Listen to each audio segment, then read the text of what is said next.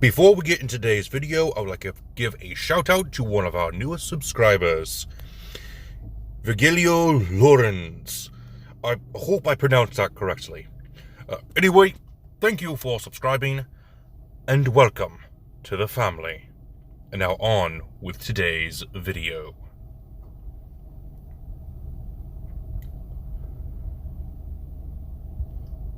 Greetings, my dear viewers. It is I, Drury Hun, and welcome back to Dungeons & Dragons Character Conversion, where we take a look at characters from across media and convert them into a character for Dungeons & Dragons 5th edition.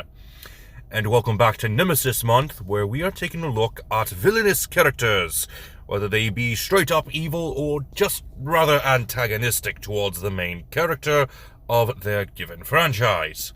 And we are looking at Captain Qwark for today, who is a bumbling idiot and probably would have the folk hero background if I didn't find a background that was a little bit more suited for him. But anyway, how do we convert Captain Qwark into a Dungeons & Dragons 5th edition character? Well, starting things off, we'll be using the point-buy system for our stats. Strength and Constitution will be a 14, Dexterity and Charisma will be a 13, Wisdom will be a 10, and because he is an idiot, his Intelligence is going to be an 8.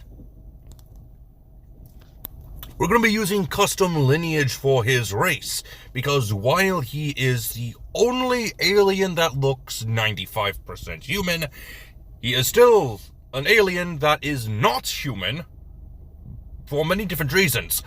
One of them being his hands. Only has, 4 fingers? 3 fingers? Anyway, custom lineage will give us a +2 to our dexterity.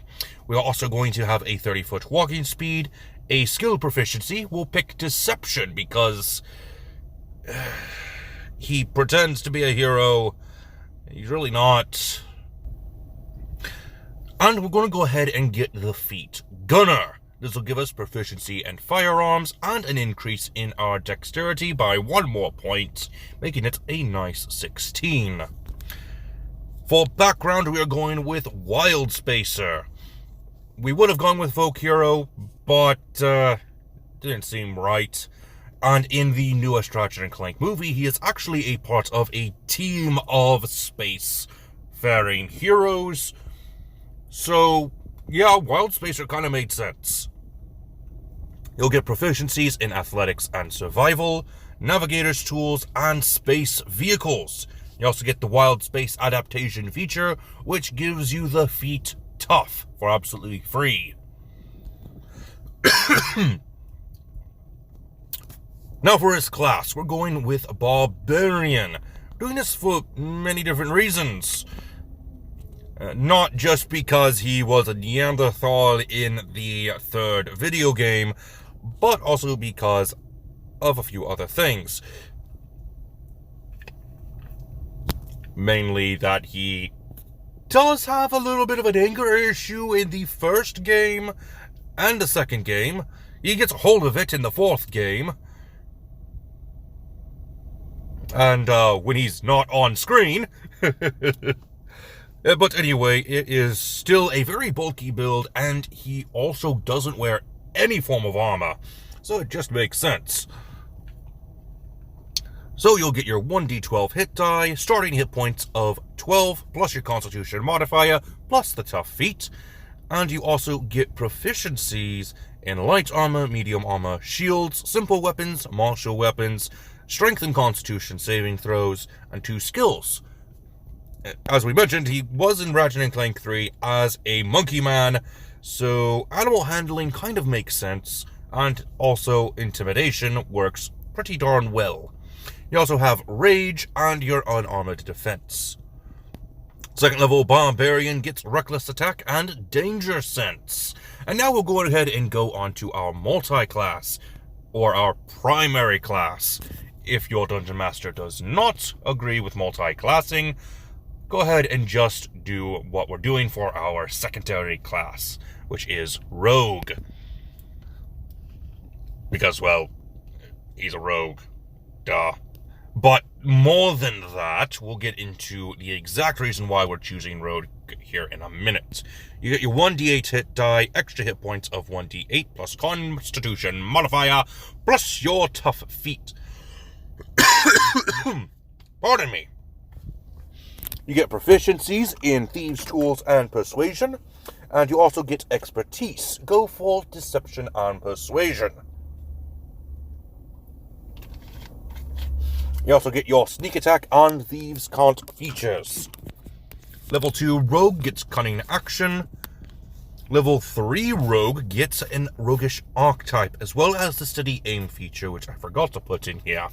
But we are going with the Pilot Archetype, which can be found in Cobalt Press's Reach for the Stars.